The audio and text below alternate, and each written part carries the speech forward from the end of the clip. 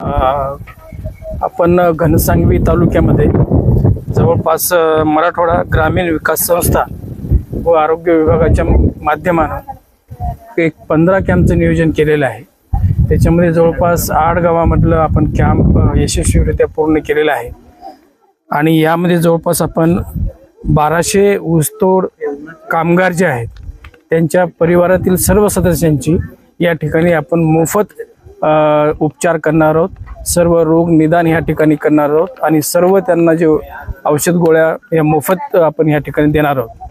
त्याचबरोबर आपण अशा शिबिराच्या माध्यमातून ऊसतोड कामगार जे आहेत, महिला आहेत, त्यांचे मुलं आहेत, या परिवारातील सर्व सदस्यांची सर्व तपासणी आपण करणार आहोत की त्यांचं रक्त तपासणी असेल, त्यांचं लिपिड प्रोफाईल असेल, त्यांचं इतर तपासण्या ज्या आहेत या पूर्ण करून रोगांचं निदान पण करणार आहोत।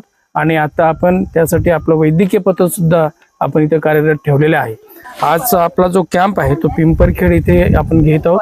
त्यासाठी जवळपास इथे 125 कामगारांची तपासणी आपण डॉक्टर सोहेल आणि प्राथमिक आरोग्य केंद्र पिंपरखेड येथील सर्व स्टाफच्या माध्यमातून आपण आज दिवसभर या ठिकाणी करणार आहोत। यापूर्वी आपण भेंडाळा तांडा, लमानवाडी, शिवणगाव, पिंपरखेड, घाणेगाव, मासेगाव, आरगडे गव्हाण, देवी दहेगाव या ठिकाणी कॅम्प नियोजित केलेले आहे आणि पुढे सुद्धा 8 कॅम्प जे आहेत ते आयोजित केलेले आहे की ज्यामध्ये आता पुढे आंतरवाली, टेंबी, उकडगाव इथे सुद्धा कॅम्प आहे।